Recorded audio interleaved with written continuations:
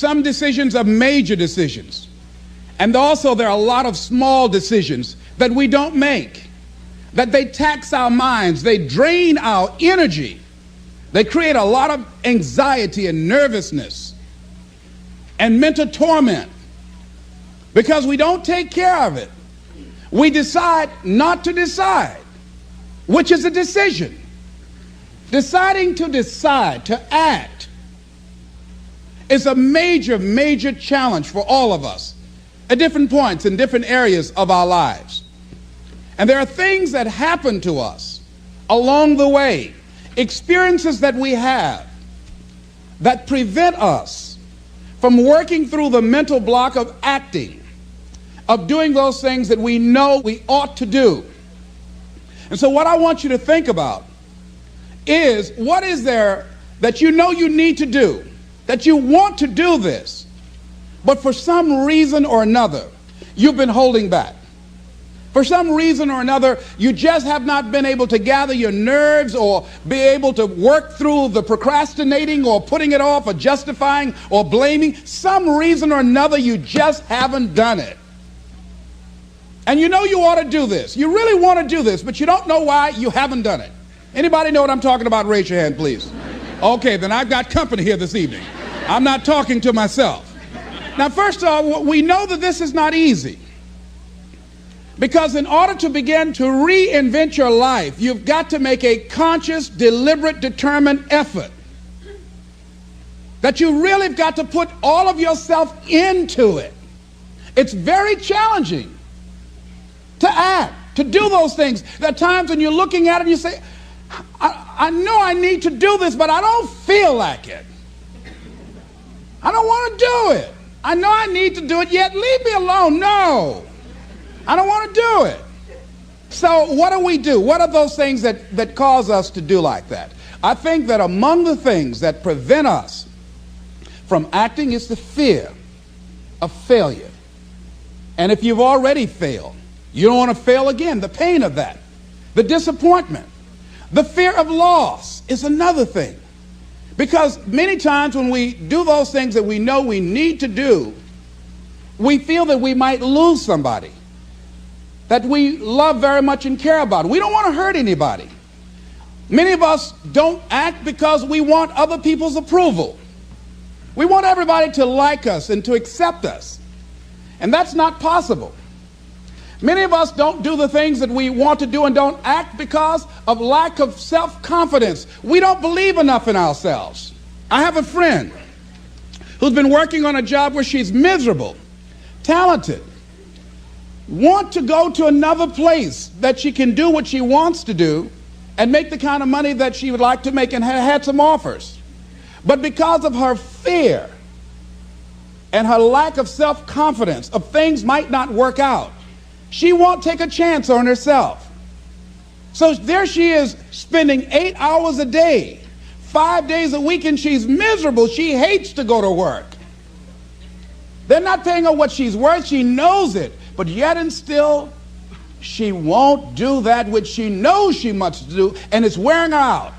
There are a lot of people that their jobs are making them sick because they won't act. You check out the absenteeism and the people that are depressed. You see them coming to work angry. How you doing? I don't know. Just leave me alone. It's not even 9 o'clock yet. You're talking about good morning.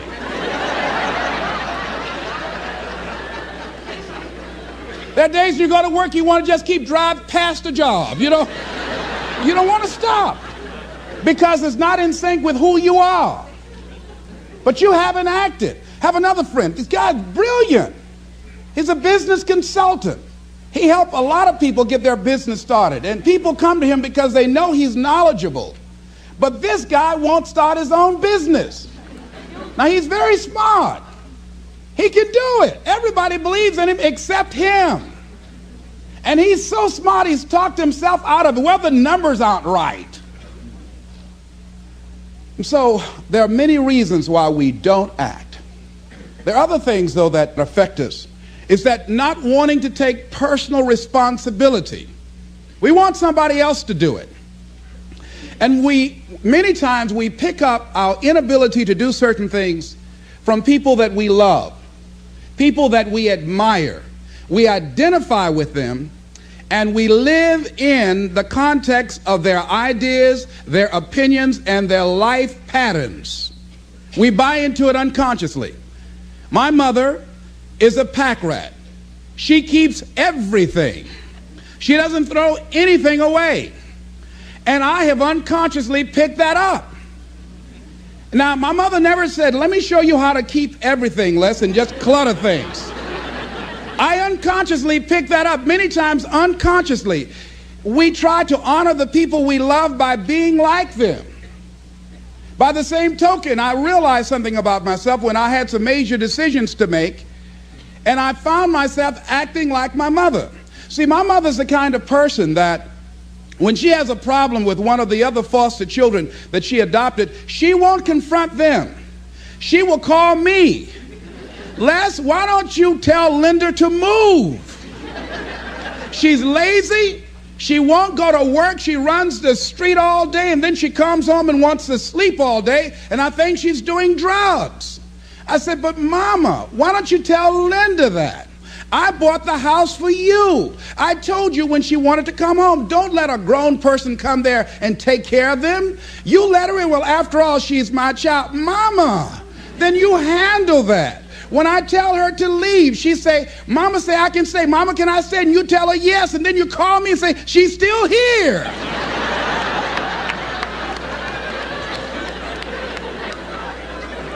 Why worry me with this? So Mama hasn't developed the courage to act on that.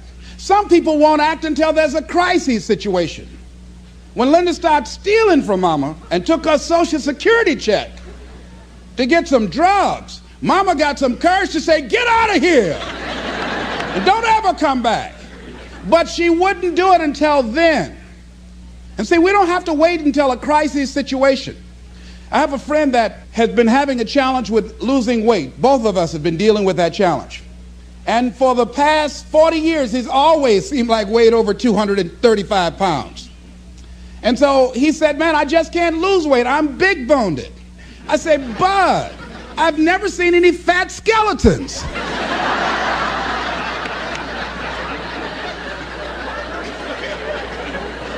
No, you need to act on your health. You can change this. You don't have to go to your grave fat. We're all digging early graves without teeth. We don't have to do this. They need to have a support group around M&M peanuts. You want a support group on something, and throw Snickers in there too. Bud and I can tell you about the help we need with that. So what happened with Bud, though, he became ill a few weeks ago. See, Bud in the last few weeks has lost more weight than he's ever lost, even when we were competing with each other, betting a lot of money. But what happened was, Bud became diabetic. He went into an insulin shock.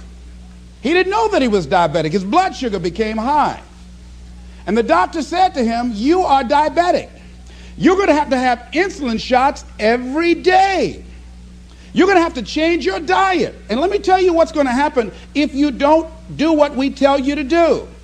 Number one, there's a possibility that you can become an amputee. Number two, you can go blind. Three, you can become impotent. Bud, say, help me.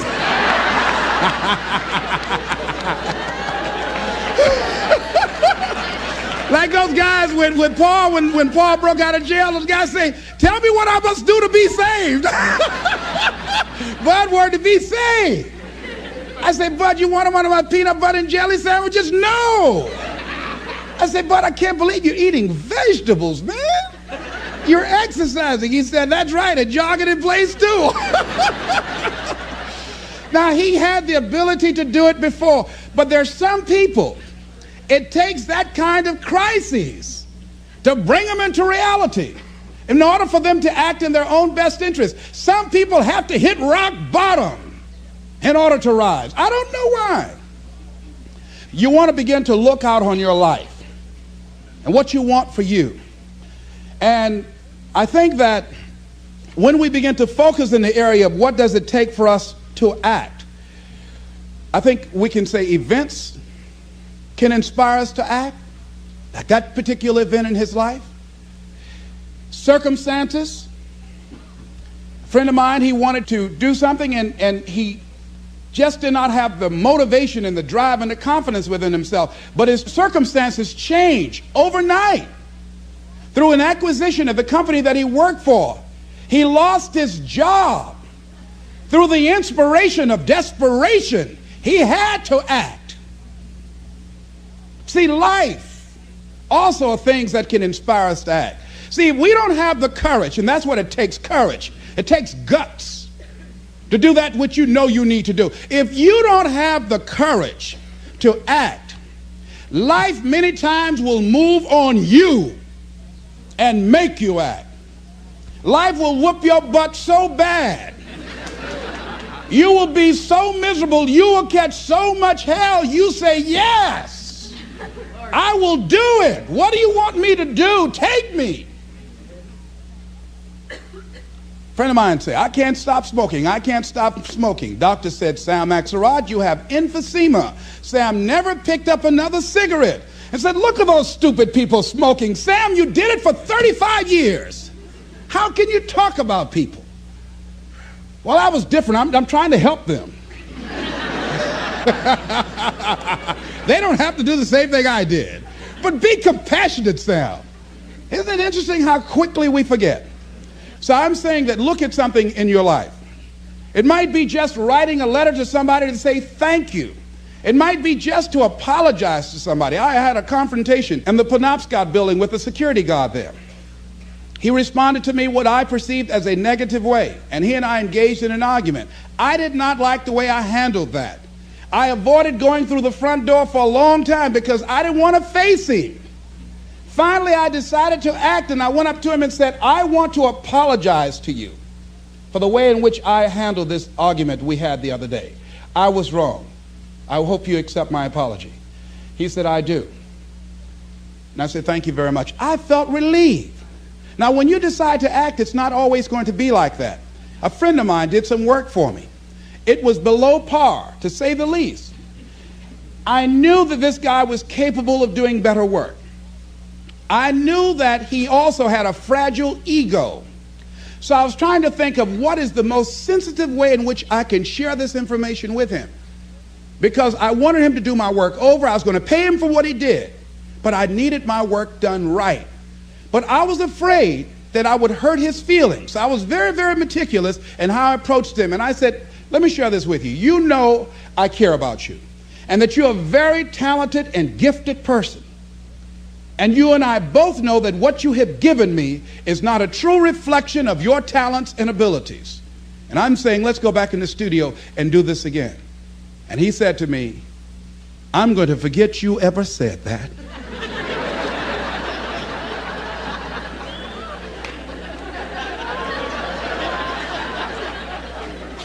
I was wiped out. He never spoke to me again.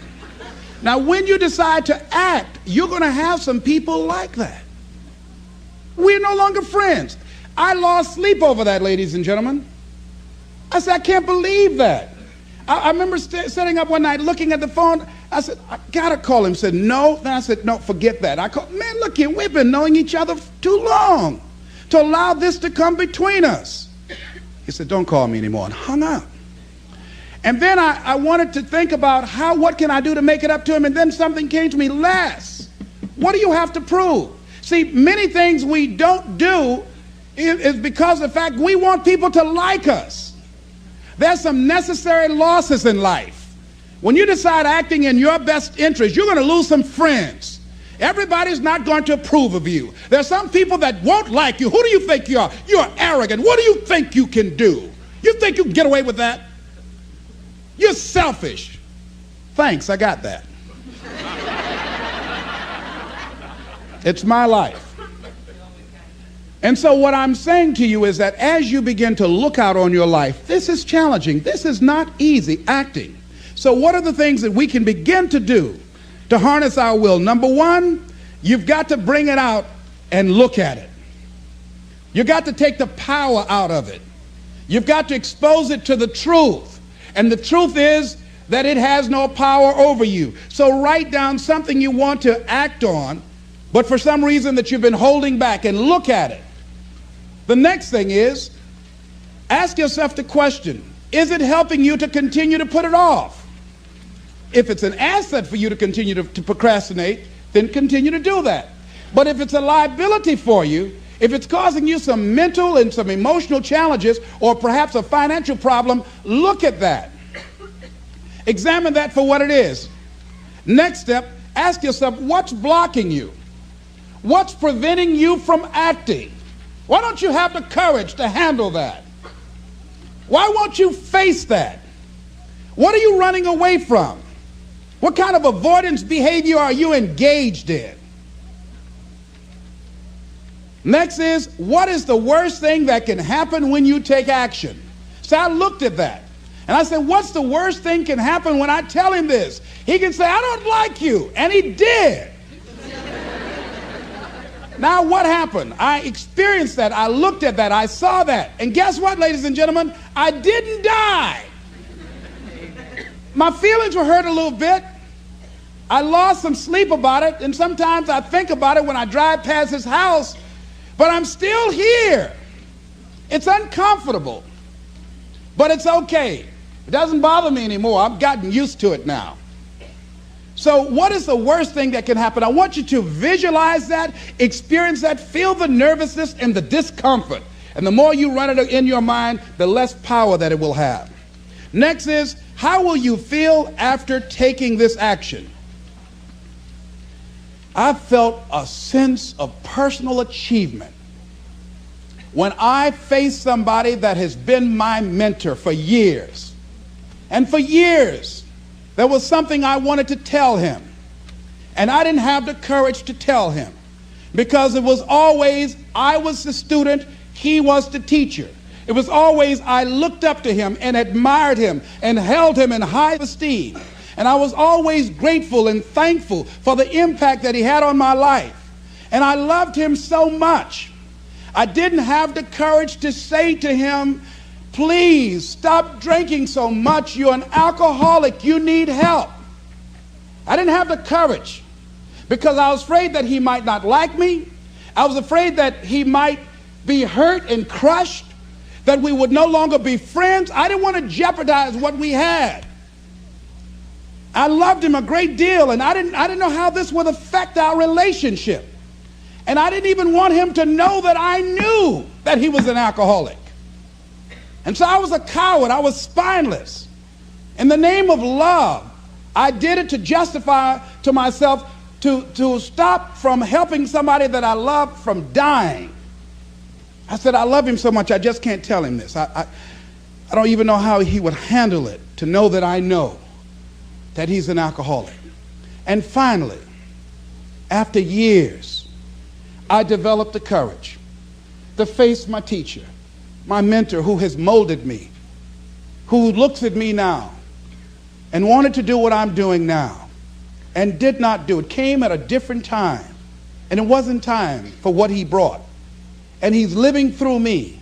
And I had to face this man who's been like a father to me and say, I got to tell you something. You've got a problem. I love you very much. Please stop drinking. You're killing yourself. It's not just social. You do it every day. You need help. And whatever I can do to support you in that, I will. But please stop. And he looked at me, and I had no idea how he was going to handle that. And first there was like, I dare you. And we just looked at each other. And then I reached out to embrace him. And we've never, ever embraced men, macho. Never hugged before. I hugged him, and he just stood there with his arms straight. He couldn't raise his arms to hug me back. And he was shocked. And after he got over the initial shock, when he could bring himself to speak, to maintain his composure, because he could never afford to let me, his student, see him vulnerable or admit that I was right. He said, I'll be seeing you. And I said, yes, sir. I said, tell your wife I'll be by the house to see you all before I leave. And when he walked away, at first I was very depressed. about it. And I said, well, maybe it wasn't my place to do this. And you know, when you act, you're going to have some second thoughts. And then I said, no. I did what I felt. I did it because I feel very strongly about this. And fortunately, he called me back a few weeks later and left word with the answering service. Leslie Brown, I just want to say thank you. And hung up. That was a good feeling. When we look out on our lives, you ask the question, what are you going to do? Look at, as you think about this that you know you need to handle, what are you going to do? And then write down 3 strong reasons on why you know you must take action. And be explicit and descriptive in your reasons, because your reasons have power. Your reasons will drive you. When you have doubt, when your faith becomes weak, your reasons will fortify your faith. When you have an inner conversation, say, no, don't do that. Your reasons will become your rod and your staff to comfort you, to take you through those challenging moments. So write down your reasons. And what you will find, that when you decide to act, when you decide to take life on, and let me warn you, it can be painful, it will be uncomfortable, and that's where the growth is. When you're uncomfortable, when you're stretching out, when you're taking life by the collar, you're going to get thrown to the ground again and again and again. But when you have determination, and you know that what you're doing is right, it gives you your life, it gives a special meaning and power to you, you will have some power from on high. You will discover some things about yourself that will begin to electrify your personality. You'll begin to discover some things about you that you don't know you've got when you put yourself in that type of challenging situation. Repeat after me, please. I can go into action on anything in my life. Nothing is stopping me but me. No challenge in my life has any power over me. Here's something that Howard Thurman wrote on the decision to act.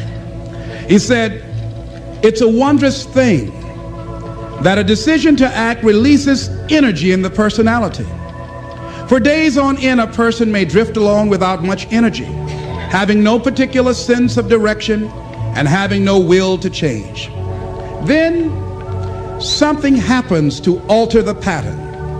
It may be something very simple and inconsequential in itself, but it stabs awake, it alarms, it disturbs. In a flash, one gets a vivid picture of oneself, and it passes. The result is decision, sharp, definitive decision. In the wake of the decision, yes, even as a part of the decision itself, energy is released. The act of decision sweeps all before it, and the life of the individual may be changed forever.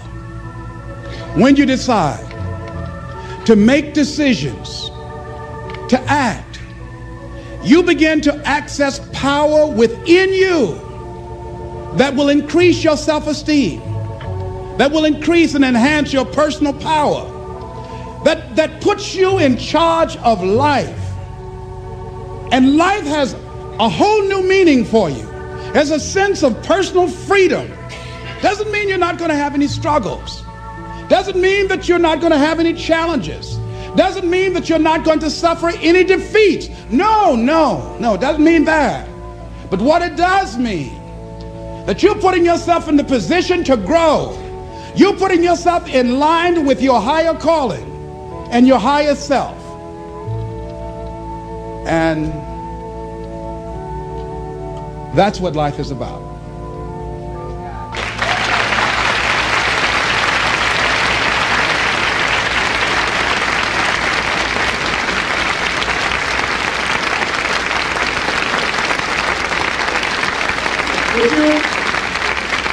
Would you join me in this affirmation, please? Everybody stand, please. I'm standing up to life and the challenges in my life. I'm going to use all of me. All of my courage, my faith, determination, and any help and support that I can give anyone to realize their greatness. Together we can. Shake somebody's hand on your right and left and say, you got what it takes.